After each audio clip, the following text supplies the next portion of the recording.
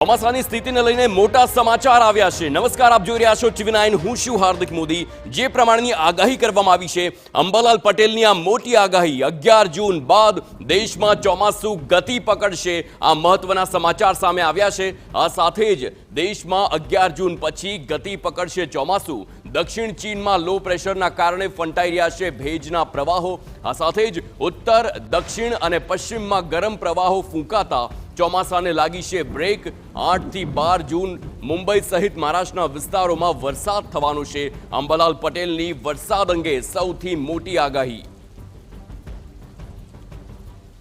સુધીમાં 11 પછી કંઈક અંશે રાજ્યમાં લગભગ દેશમાં અને રાજ્યમાં કઈ સ્થિતિ સુધારવાની શક્યતા રહે છે। એટલે બંગાળ ઉપસાગરની સ્થિતિ 11 તારીખની આસપાસ જે દક્ષિણ ચીનના જે વાવાઝોડા કેટલાક અવશેષોના કારણે બંગાળ ઉપસાગર સક્રિય થઈ શકે અને આ સિસ્ટમ લગભગ દેશના અંદરના ભાગમાં આવી શકે, અરબ સાગરનો ભેજ પણ આવી શકે।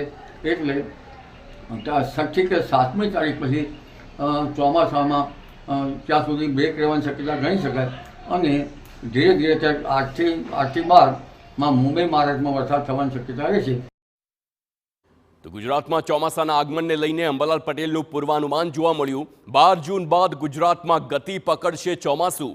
રાજ્યમાં 12 થી 18 જૂનમાં ધોધમાર વરસાદ પડી શકે છે। સૌરાષ્ટ્ર, દક્ષિણ, મધ્ય ગુજરાતમાં પડશે ભારે વરસાદ, અંબાલાલ પટેલની આગાહી છે। પંચમહાલ, દાહોદ પંથકમાં 13 જૂન બાદ ભારે વરસાદ પડી શકે છે।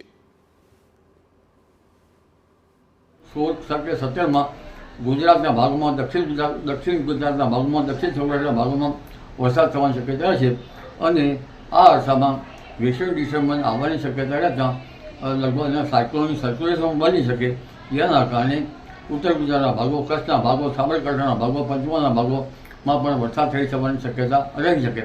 પરંતુ દાહોદ પંચમહાલના ભાગોમાં ભારે વરસાદ થઈ શકવાની શક્યતા રહે છે। બોરડેલીના ભાગોમાં, વડોદરાના ભાગોમાં ભારે વરસાદ થઈ શકવાની શક્યતા રહેશે। એટલે 13મી જૂન પછી, 13 થી 18 જૂન પછી રાજ્યના પૂર્વીય ભાગોમાં ભારે વરસાદ થવાની શક્યતા ગણી શકાય। તો અમદાવાદમાં ફાઇનલ મેચમાં વરસાદ વિલન બની શકે છે, વિઘ્ન બની શકે છે। હવામાન નિષ્ણાંત અંબાલાલ પટેલની આગાહી છે। મેચ દરમિયાન હળવા વરસાદની શક્યતા વ્યક્ત કરવામાં આવી। લગભગ આજે કે સિસ્ટમમાં શક્યતા વધારે બની રહી છે।